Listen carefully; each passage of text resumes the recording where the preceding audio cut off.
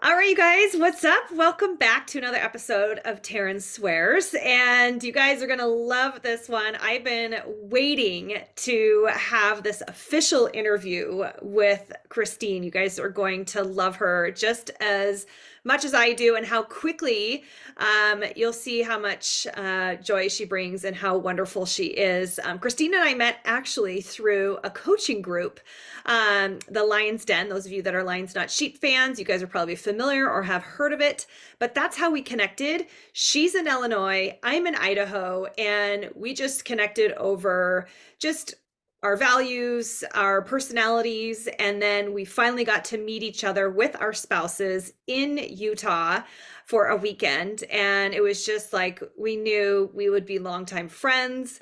It turned into a partnership and just a friendship that, those instant connections that you have that, it's so easy to have a friendship and a partnership with. So I'm excited for you guys to hear from Kristine because she's a new mom, literally just had a baby. How long ago now? She's 3 months old. 3 months old. It's Mhm. 12 weeks already. I wanted to say 8 weeks because I'm like trying to keep her tiny, tiny. But welcome to the show. Thank you for being willing to be interviewed. And I know how it's like, okay, I hope the baby behaves well. I have to go do this thing. And, they always Right. have a mind of their own too. But Yep. welcome. Thanks for being here. Yeah. Thank you so much for having me. And I'm glad we could finally do this. I know. Well, we have so much to share and talk about that I think we could probably do another episode. But because you just had Evie as a new mom, I really wanted to allow everyone to hear kind of your experience with pregnancy because of your profession. And so if you could just spend a little bit of time, just talk about, what you do and take us through a little bit of the process through pregnancy and even into postpartum, because I do have some specific questions, but I want everyone to kind of hear your whole story. So why don't you fire away with that? Mhm. Okay, absolutely. So, hi everyone. I'm Kristine Ziffra, and I have been in the fitness industry for 13 years. So, right after college, I worked for a big box gym for about 5.5 years before I decided I wanted to take a big risk and go off on my own and open up my own gym, my own training studio. And at the beginning, it was just me and my 20 clients. And I built it to a, 3,200 square foot facility with 8 coaches and classes running morning, midday, evening. And it just became so much more than about me. It became about the mission and the values of Fit Project, which was the gym. And so very successful gym, but kind of my trajectory was changing with my life, and I wanted to sell it as of last year. And so my husband and I, made the decision together. One of my coaches, luckily, was very interested. I really wanted to keep it in-house. That was very important to me. And so I sold it as of July 2022. But I still remain a coach inside the business and very much help her with day-to-day operations as she needs. But one of the biggest reasons why I wanted to sell it was because during COVID, I had to expand to online offerings, which a lot of people did. And I really enjoyed working with my online clients. Of course, I loved working with my in-person clients, but I just realized how much more reach I could have. And ultimately, right, just using this platform, Taryn, you reach a lot of people. And so I'm just like, I could reach more women and help more women, reach their goals if I went online than just in this small studio. And I really have always been passionate about working with pregnant and postpartum women. I got certified back in 2017 because they were coming into my studio all the time, right? Pregnant Yeah. women, postpartum women. And I was like, I really need to make sure I'm educated on how to work with this population and be able to provide workouts for them that are effective during pregnancy and postpartum and all the changes that happen in those seasons, right?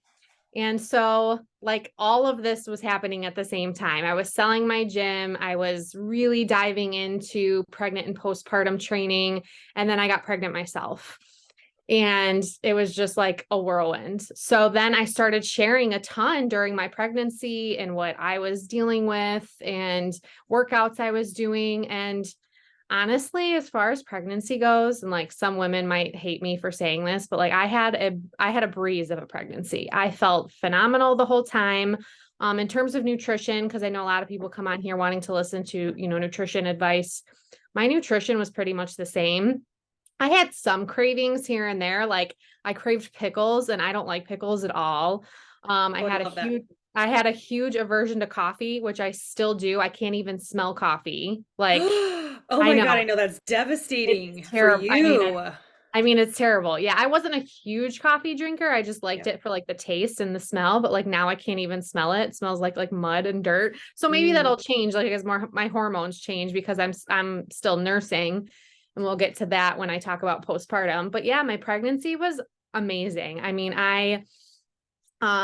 again, being certified and knowing, not so much like what to do versus what not to do because a lot of my workouts were the same. My intention was different, right? Right. My breathing patterns were different. The load was different. I'm a really big triathlete. I've done 2 Ironman triathlons. So, I had to stop running at 20 weeks, when I was pregnant.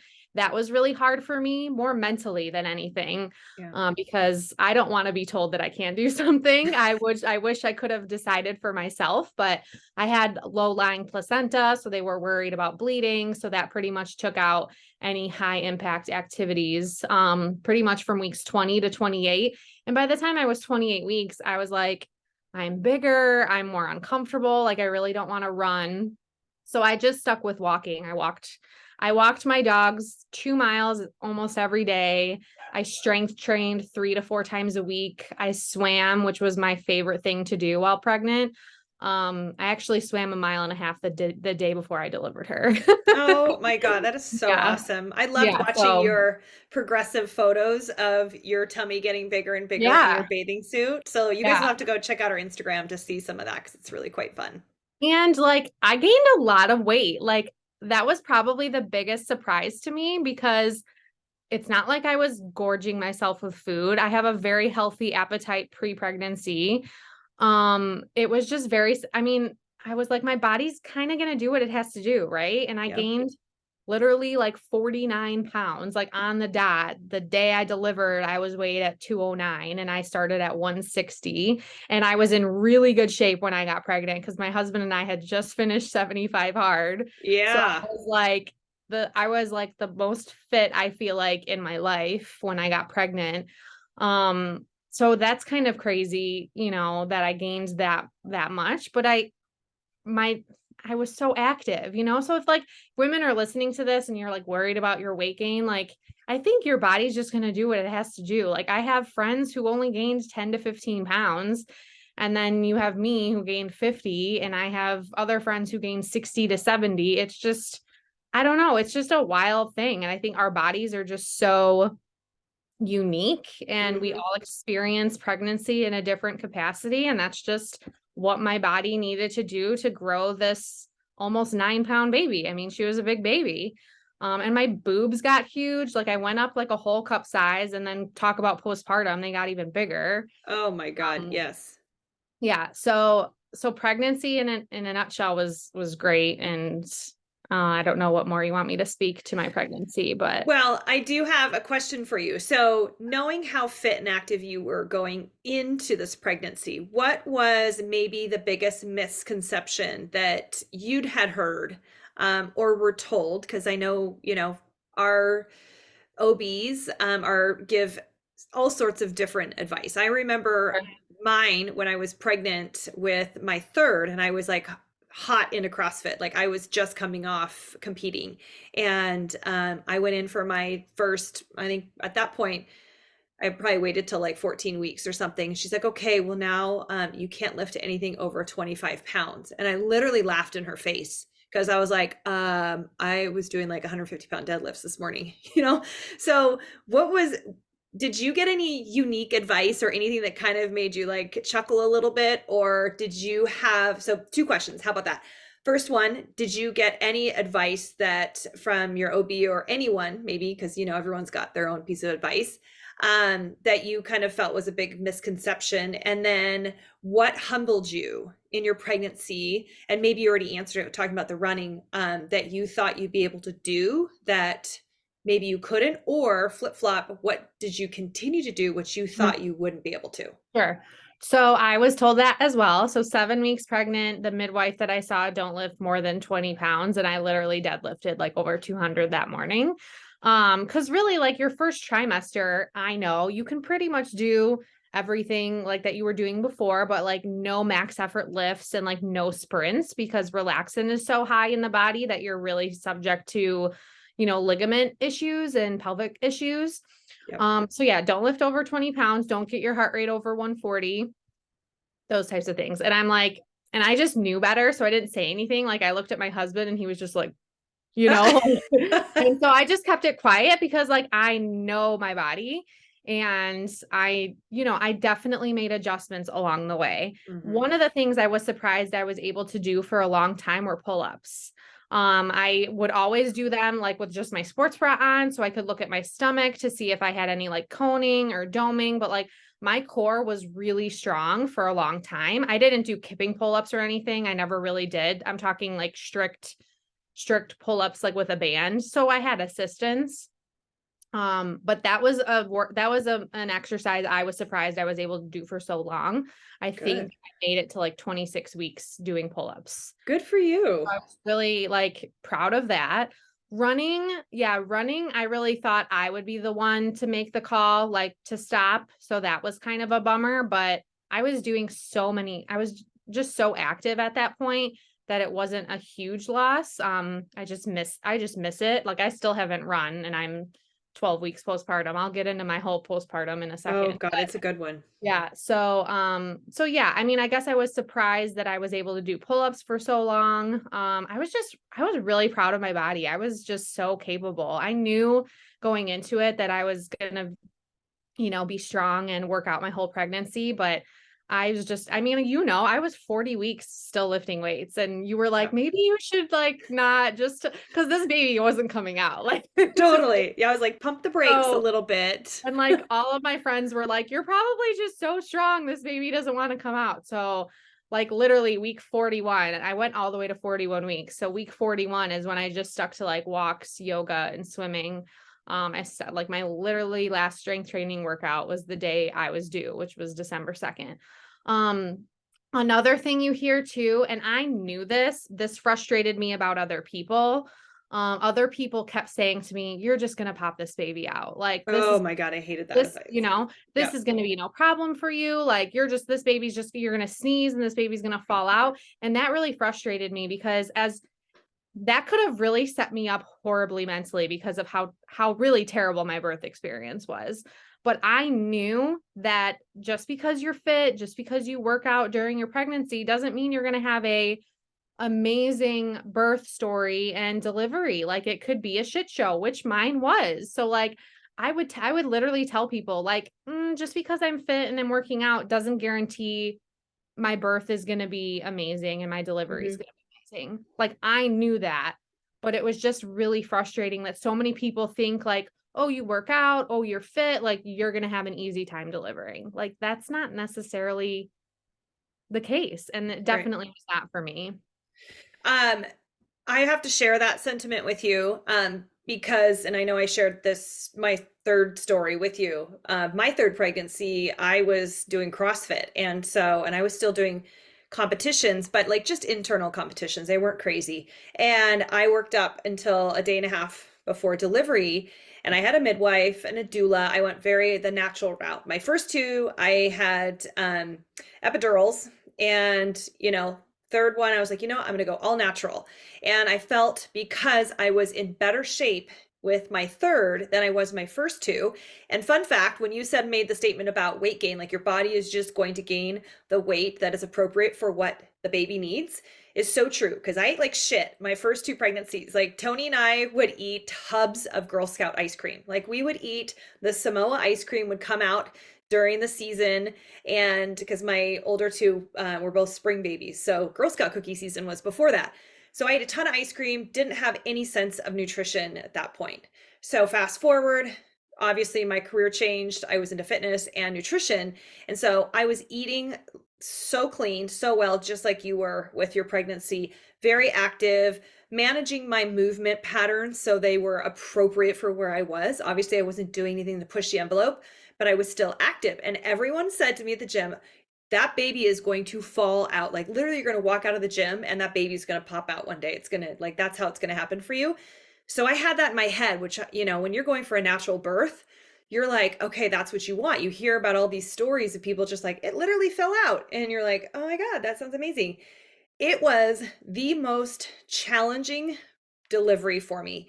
And it's because when you are so fit, your muscles are trained to contract. Like that's just a natural, innate thing that our bodies do in general. When we have pain, right? We contract. When we're in pain, we contract.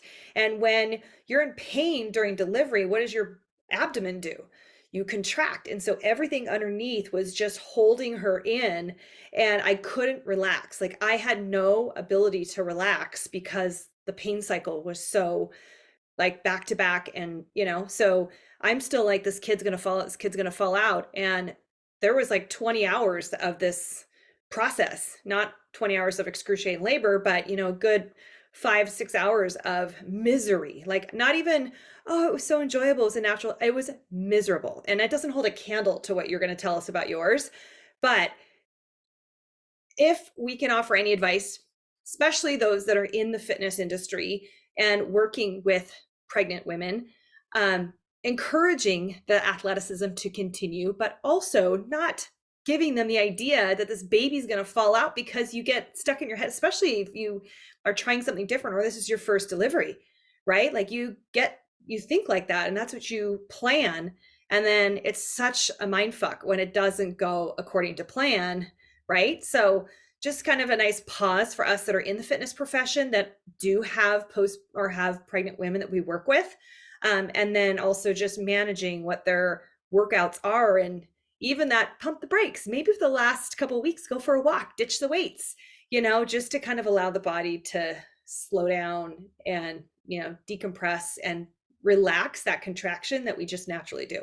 So anyways, I just had to share that, similar stories and two different phases of my life as far as pregnancies went. But tell us a little bit about what you went through with once delivery came about and then into postpartum. Sure. So I, like you, I really wanted to go the natural route. I got a doula. I did all the classes. I did all the things to prepare myself. And what I went through, like nothing could prepare. Like not that I was over prepared, but like I knew like, okay, labor could start one of two, bunch of different ways, right? There could be contractions, there could be your water breaking, so I think I was so anxious at the end. Like, how is it going to start? Like, am I going to go into labor naturally? I was really trying to avoid getting induced. I kind of wanted my body to like, let nature run its course. And then I think another misconception too, which I didn't really mention, was I'm one of 5. So my mom had 5 babies and the first 4, all natural, no epidural, no nothing. My sister, the last number 5, was a C-section because she was breech. My mom's longest labor was 8 hours, like start to finish, like water breaking the baby out. And so my pregnancy was very much like hers. Like she said, like, you're showing like me or whatever, like me. So then like, I kind of got in my head that like, okay, well, if like my pregnancy is like my mom's and, I'm showing like my mom, like maybe all my deliveries will be like my mom and it won't be that bad. And that was not the case. Like so I went into labor on December 8th at like 3:00 in the morning. That's when like my first contraction happened. And it wasn't like super intense or anything, but that's when it was noticeable, and they were timeable pretty much every hour after that. I also know that your body can go from like 1 centimeter to 10 in like a split second, but it's also, I decided to deliver at a hospital, which I'm glad I did because of how things went down. but I was like back and forth between like, should I do a birth center because I want to go natural? Will the hospital like push me to do the things I don't want to do? And they were very accommodating and great. But they do kind of put these things in your head of like how things should progress. And I just wasn't progressing fast enough for how much pain I was in. So I labored at home pretty much until 5 p.m. at night. So at this point, I'm at what, 14 hours. Mm-hmm. And things were starting to get intense. So I'm like, we should probably go to the hospital. I was in contact with my doula, just, timing contractions and things like that. They were finally like, 4 to 5 minutes apart. And I was like, okay, now we should probably go. So again, I labored at home that whole time, got in the tub, tried to relax, tried to eat. And it's hard because like you're in pain and you're also like excited. Right now I'm excited because I'm like, this is happening. I was a week late. I was a week overdue. So at the last, I swear to God, the last 4 weeks, everybody asks you, is there a baby yet? Is there a baby yet? Everybody Oh just God. Yeah. 36 weeks hits and everybody expects you to have a baby. And it's like, most first-time moms go after 40 weeks. It's just none of my friends did. All of my friends went early. So, And everyone has the best intentions, right? Like yeah, that's sure. I inevitable. mean, Everyone's just excited. But yeah, it's yeah, hard when you're so at the point of being done yeah. and you don't know when it's going to happen and the anticipation and then layered on with not the Just, pressure, but just the constant from other yeah. people. It's hard. I totally get it. Okay. Keep So going. I was like crying to my mom before I left that I was like, oh my God, if I get to the hospital and I'm only at a 5, I'm going to die like 5 centimeters. And I got to the hospital, they checked me and I was at a 4. And so Oh, I was like, just devastated, like so defeated. I was like, oh yeah. my God, I've been going at this since 3 o'clock in the morning and I'm only at a 5. So that really kind of, that really devastated me and defeated me. I was just like, oh my God, like how much longer? Just, it was really hard for me to come back from that mentally. I tried. I mean, I really tried. My husband tried, like my doula tried. I was in my contractions were just, they were like snowballing. They were just so intense.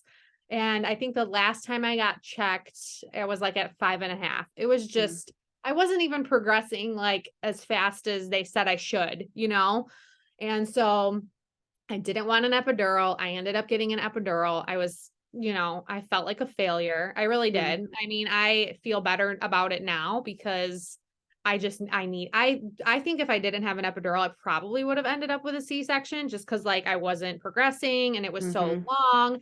I was exhausted too. Like I didn't sleep the day before because I woke up at 3 o'clock in the morning with contractions. So I was just like, my body needs to push this baby out. And like, I was just drained. So I got the epidural at like midnight. So after 21 hours of labor, like hard labor, like I would say at least like, I don't know, 8 hours of that was just really intense. Especially at the end, like before I got the epidural. So when it came to pushing, that part was easy for me. Like I only pushed for 15 minutes. But it's how my daughter came out and we didn't know she was a girl. So that was Oh, awesome. Like if so anybody, exciting. yeah, like that was so cool. Like not finding out, it was really hard, especially at the end, but that was really cool. But yeah, so the way she came out, her arm was like hovering over her face. And so her head came out first, and then she was like kind of stuck. And I don't think the OB could figure out what was stuck, and it was her arm. And so then her arm flung out, like literally, like, here I am. Da da da da. And now knowing my daughter's personality, she's obsessed with her arms and they're always like here. So it makes total sense. And every ultrasound, she had her hand at her face and she's a thumb sucker. So it was like she sucks her thumb like this. Oh, So so cute. So my cute. husband's like, it's a girl, it's a girl.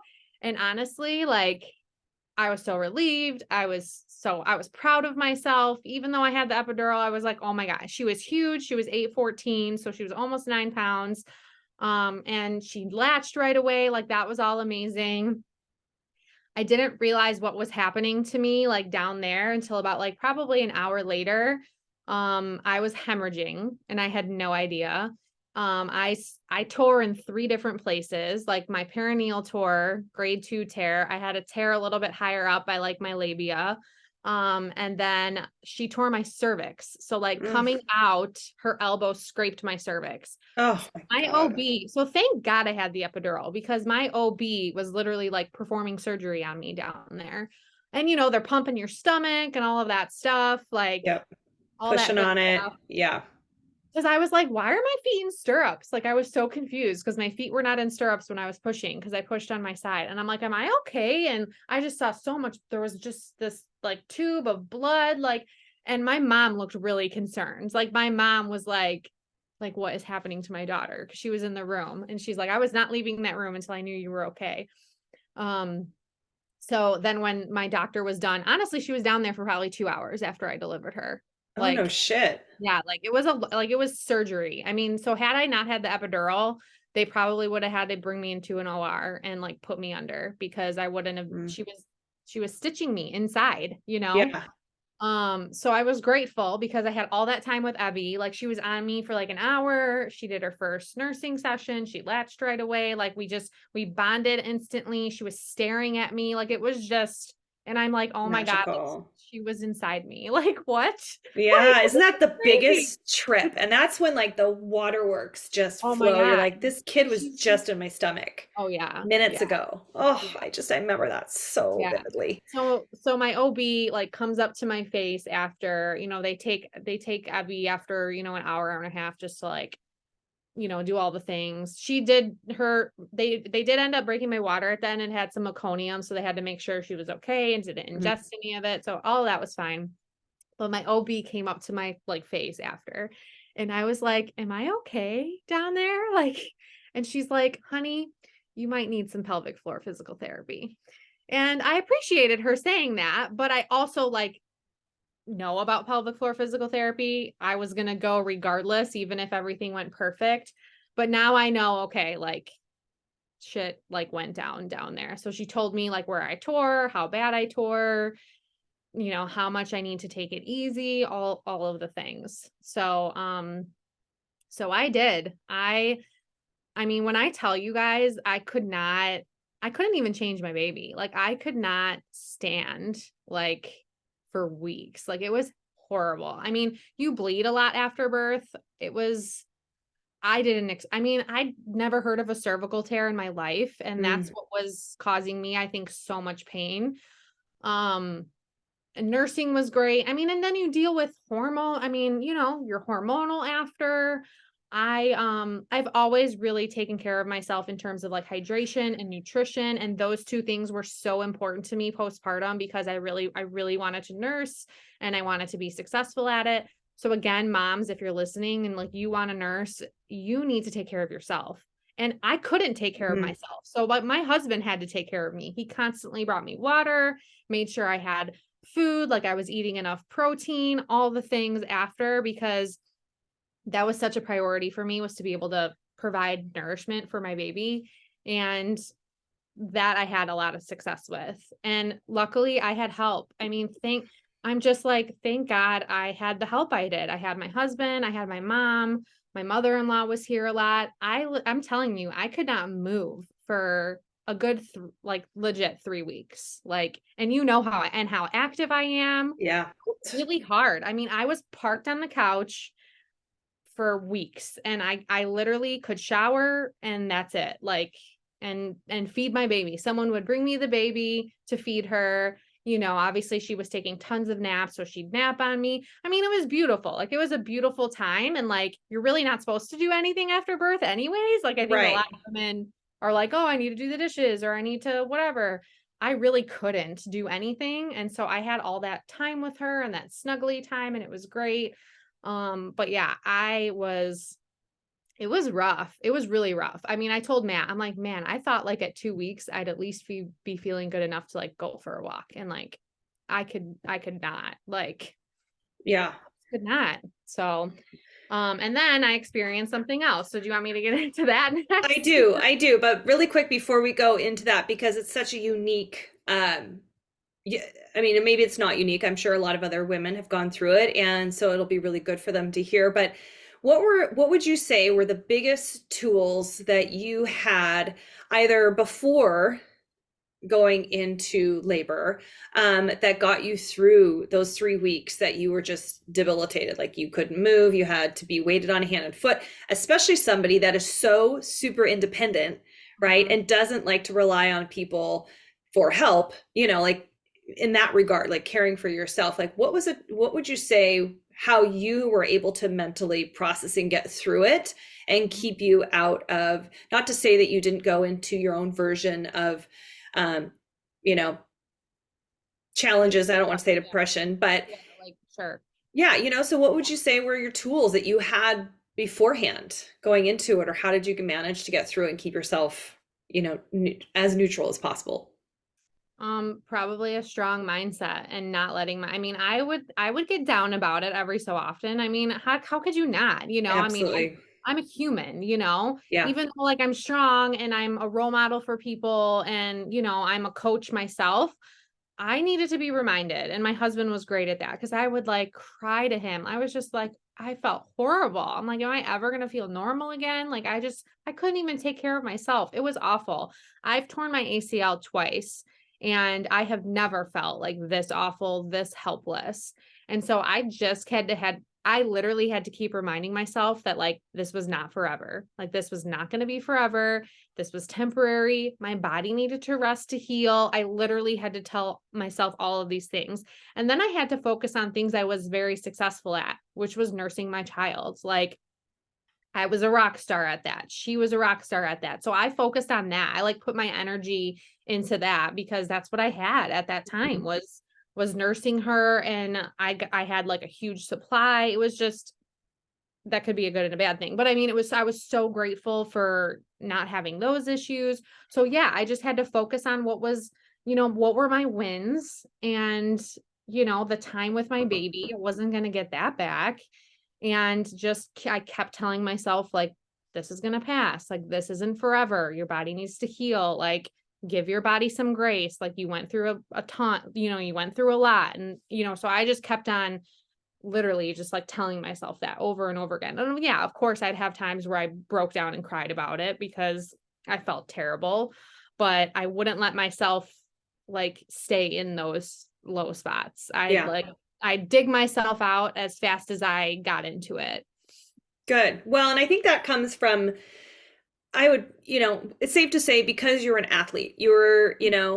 you were a coach, obviously, in owning a gym, but you were an athlete your entire life. And so I feel like a lot of that is preconditioned into the mind of an athlete. Like you have to have a strong mindset to prepare yourself for a game, prepare yourself for the loss, prepare yourself for any challenge that comes up in that kind of environment, and also in your profession, right? When you're a business owner, you owned a gym, and then that time came and it was time to sell it. And I know that I was, learning about what you were doing with that process and how much of a challenge that was to mentally, and some things when you don't have control, how to manage that when you are out of control. And you, for once, like there's a lot of things that we can control in our lives, but there's a lot of times that you just can't control. And so how do you manage that?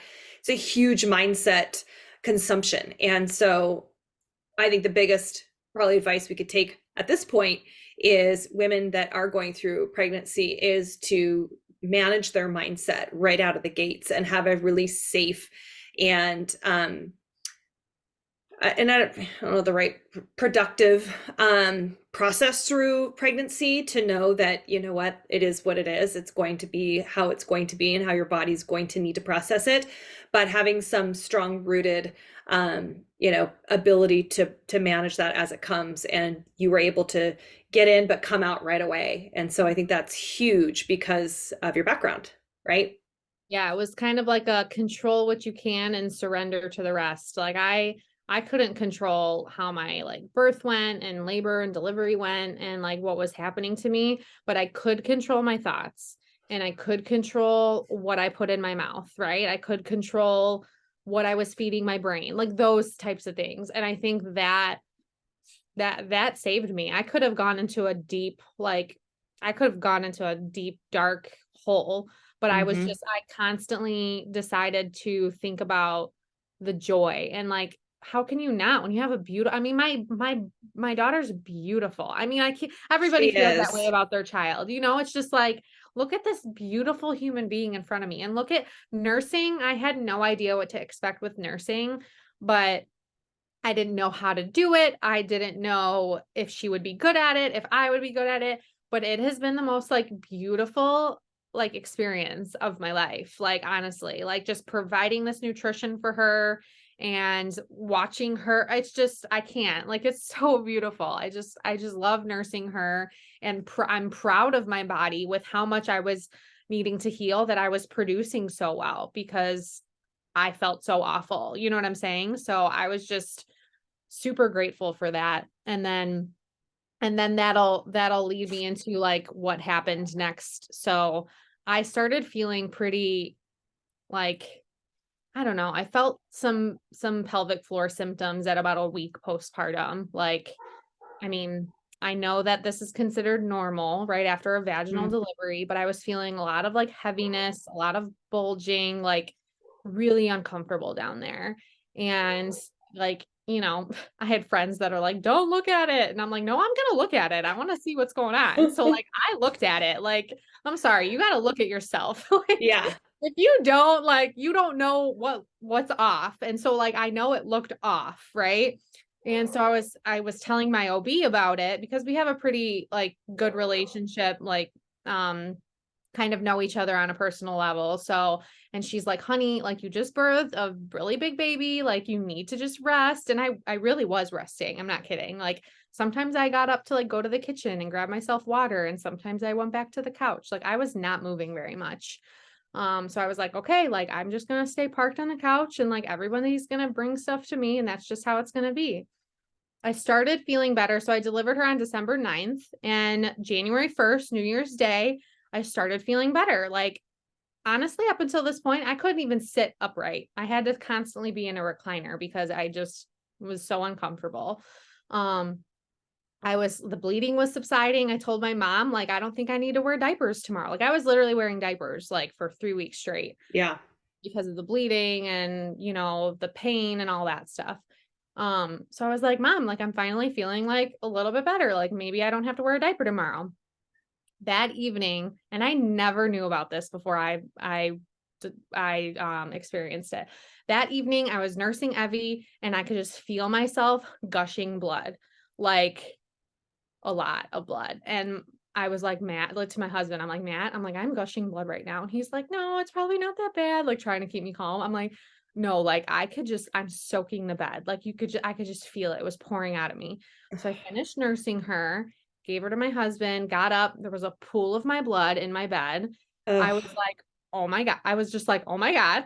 And he's like, just breathe, like calm down, like you're going to be fine. And so I like grabbed myself, run to the bathroom, scream for my mom, because we do live with my parents. So I screamed for my mom to come up that something's wrong. And I was hemorrhaging blood. I was hemorrhaging blood. Stuff was falling out of me, which come to find out later was blood clots. So, I thought I was dying. Like it was it was horrifying. I mean, horrifying. it was like a crime scene. It was just, my mom and my husband were so calm. I mean, they had to be, because I was, Losing panicking. your shit. Yeah. Like, I don't want to die. Like, Yeah. I mean, I'm like, I just had my baby. Like, what the heck? Like, I was, yeah, I didn't know what was happening. So, um, my husband brought me to the ER, where I delivered, and, they sent me back. It was blood clots. Like I was just hemorrhaging blood clots. So the ER doc took as much as she could out of me. Called the OB on call. They did an emergency DNC. So they come to find out that I had placenta and like other tissue remnants left in my uterus after birth.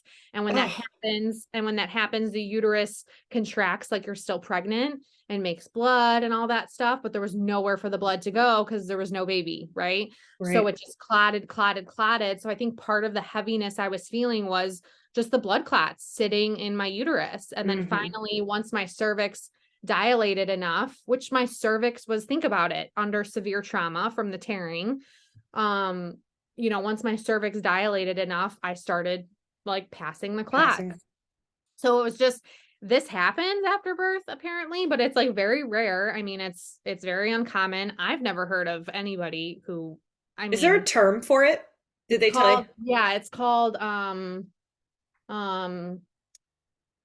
shoot, placental something, placental crap. Something placental something like I don't know. Retained placenta. That's what it is. Okay. Retained placenta. So yeah, I mean, and unfortunately, so yeah, I dealt with all that. That was a huge I mean, that was pretty traumatic, right? I mean, You thinking think?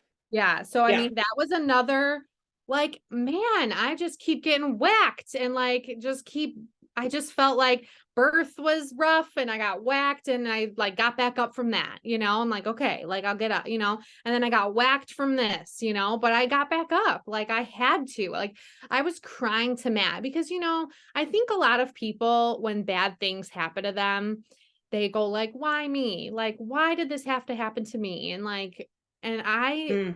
never thought that for a second because I was literally like, I could cry right now. I was crying to my husband and I'm like, I can't even ask myself why me because I know why. Because God knows I'm so strong, like that I'm gonna get through this and that I'm going to be a voice for women and help other women to like get through their trauma because it's like this doesn't define me. It doesn't define like who I am as a woman or who I am as a mother. It's just what happened to me, right? And Mm-hmm. I've like, you know, I still get emotional about it, but more because like I'm proud of myself for like how strong I am and I didn't let this like tear me down.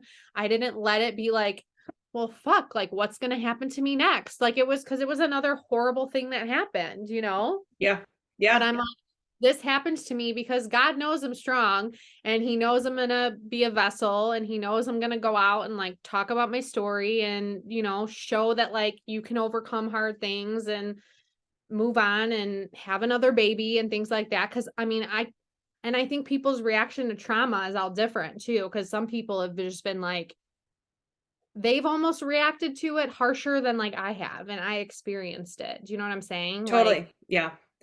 Like, oh Well, my God, how could you be so okay? And how could you whatever? I'm like, I don't have I have to be like I have to move on. I lived, like I survived and you know, I'm a mother. Like I'm gonna be there for my daughter, like I'm gonna be there for other women who I need to move on with my life. Like there's other things that I want to accomplish. Like this isn't like this part of my story, but it's not my whole story. Right? right. It's a chapter. It's not my whole story. It's you Exactly. know. So Well, and I love that you had that. And I think it goes back again to the experience that you had as an athlete, right? Is that, you know what? You're going to get kicked down, you're going to get back up again. And how many times have we had our parents tell us yeah. that, you know, as kids, like, you know what? You're going to get back up again, you're going to be okay. But you can you share a little bit about your faith in this whole experience because you said that God had a plan. God Mhm. knew that I was strong enough to do this and get through it, and then I'm a vessel to be able to carry through to help other women. So can you kind of explain how your faith played a role in this? Because I think it's really important that some people have their, you know, have their own variation of what their faith and how it's involved, but I really feel like it helped keep you out of that victim mentality that is so easy in our day and our culture right now in our society is to play the victim versus be the victor. And I had a podcast with one of our mutual friends, Janine, about that very topic. Right. But you have a big piece of faith, a part of your life. So can you kind of share a little bit about that? Yeah, I just the whole time. I mean, I literally even when you're pregnant, like there's so many scary things that can happen when you're pregnant, right? There's all the things. There's a whole chapter in that book, What to Expect When You're Expecting, of all of the things that could go wrong. Uh-huh. And I'm in like birth too, right? I was just like, I just gave it to God. Like I'm just like literally like God is going to do with, you know, this pregnancy and birth and like however he sees fit. And like, I am just going to have faith over fear. And like, Mhm. that's just Love how that. I was like, Matt and I went to church like almost every Sunday while I was pregnant. I pray every single night. I pray for like health and, you know, I pray for the health of my daughter and that she continues to grow and that I continue to heal. I don't pray for an easy road. Like, I'm not like, please make this easy for me because, like, that's just not life. And I think people need to know that, like, you're gonna get knocked down. Like, I got knocked down a lot. I tore my ACL twice, like twice, the same knee. I could have been like, why, God, why? Like the second time, but I didn't. I'm like, you know what? I just got knocked down again. And guess what? I'm going to get back up. And I did an Ironman after that. It's like bad things are going to happen. Like Mm-hmm. people are going to disappoint you. You're going to break up with someone. You're going to break a bone. You know what I'm saying? Like bad things happen to all of us. That's not what defines us. What defines us is how we get back up, how we move forward, like how we choose to just continue to live, because you're going to get knocked back down again. But guess what? Like you're going to get back up. Sun's going to come out. Like it's going to shine again. And like you're going to Mm-hmm. be okay. So I think like, yeah, it's just having that faith the whole time. And even though things didn't go the way I wanted to, for sure, like birth and delivery, postpartum, nothing went according. Are you kidding me? Like Never does. I didn't plan for any of that. But it wasn't it was God's plan, God was just like, no, sorry, you're gonna have to go through this little hiccup. But then I decided to see like what was the silver lining in the whole process. And my daughter is the silver lining. I mean, Oh, mm-hmm. nursing has been going phenomenal. She's an amazing sleeper. Like by 8 weeks, she was sleeping through the night. And like, I know you're not supposed to boast about that, but that's pretty awesome. Like That is pretty I have fucking rad. I have nothing to compare her to because she's my first child, but my mom was like, no, that's amazing. I don't think you guys were sleeping through the night at 8 weeks. So she is the silver lining. So no matter what you're going through in life, hard times, you have to find a silver lining. And that's one thing that my dad always said. It's like out of every tragedy, there's a rose, there's a silver lining, there's something positive that's happening. You might have to search a little bit deeper or dig a little deeper to find it, but it's there somewhere. So that's I my think advice. I think that's such a great. It's such a great piece of advice, really, for anything. I think that's a lot of us kind of carry that same mentality. But I also think it goes without saying that everything that you went through was not because of anything that you did or didn't No, do during right. pregnancy. And I think Yeah. that's really important for women to hear, is that your labor didn't go that way because were Right. deadlifting over 200 pounds at 7 weeks, or you ran till 20 weeks, or you were swimming before delivery. Like none of that was the reason things happened the way they did. Like your body's just are going to process birth the way that it needs to process birth, and a lot of times it's not how we plan, and it's not always picture perfect, and we compare ourselves to somebody that's like us, or maybe even what our mothers went through in their own delivery experience. And mine was night and day from my mom, because she had C-sections with both my brother and I, and then had a hysterectomy right after me because Mhm. of all these complications. And I haven't had any of those, right? And I was like you, and you're like, it was probably really annoying, but I had a really good pregnancy, and I had 4 wonderful pregnancies, not Mhm. sick, nothing like traumatic happened, and my third was probably the most traumatizing one. My son's is another story, but it's important to know that despite what you went through, how you cared for yourself mentally and physically, I think helped you. Would you say? I'm not trying to put words in your mouth, but I know we've had so many conversations. Your health, your mental health, and your physical health guarantee was how you got through. And so, if you had a piece of advice for um, maybe moms to be, maybe that haven't had pregnancy or are going to be pregnant again with their second, third, fourth, whatever, and they might be later on in life, what would your advice for moms becoming pregnant again? And then also, what would your advice be for those postpartum moms? Mhm. So during pregnancy, again, like there's so much out of your control. I mean, I wasn't sick, so I can't speak to that, right? Or I know a lot of moms get morning sickness or get um, you know, aversions or things like that. But just control what you can and a big piece and do what you can. Do what you can to be active. Like even if you can't do a ton because like you're not feeling good or you're fatigued, or if you have like a lot of I mean, if you just have a rough pregnancy, just do what you can. And also like for pregnancy and postpartum, um, I know there's moms who get put on bed rest during pregnancy. And as an athlete, like that would be really hard. But again, you have to go back to that mindset piece of like, this is temporary. This is a season. This is Mm-hmm. not my whole story. This is just a chapter. And I think like you just have to find joy in other things that like make you happy, start to journal, maybe do a podcast, maybe, find other hobbies that aren't exercise if you can't. And that's the thing, like for me, postpartum, I have had to find joy in other things that aren't exercise because I have not been able to exercise. Like that was my outlet. You know what I'm saying? So Yeah, like postpartum, I mean, I'm 12 weeks postpartum. Taryn, I just started being able to walk more than a mile last week. Like, that's amazing. and you know me, Yeah. I'm not like, I love to work out. Like I love it. It's my passion. It's like part of my identity. So I almost had to reframe like, okay, fitness is not who I am. It's like a part of who I am. Right. Mm-hmm. So I had to find, purpose, and I had to find other things that like made me happy. And, for this time, it's been like nursing my daughter and doing really well at that and nourishing my body and, just trying to find joy in like other like non-exercise things. So I just think, yeah, that's the biggest piece is the mental piece is Mm-hmm. just, telling yourself it's a season and that it's temporary and that you're going to get through it and that, you're stronger than your circumstance because it's just a circumstance. It's not going to be, it's not going to be forever. It's going to be temporary and you're going to get through it. So control what you can, especially, I think pregnancy and postpartum, it's such a, and that's why I want to really go in. That's why I'm so passionate about working with these moms because now it's like, I get it. Like I've been there. Right. And Yep. I know as an athlete, trust me, I cannot wait to get back to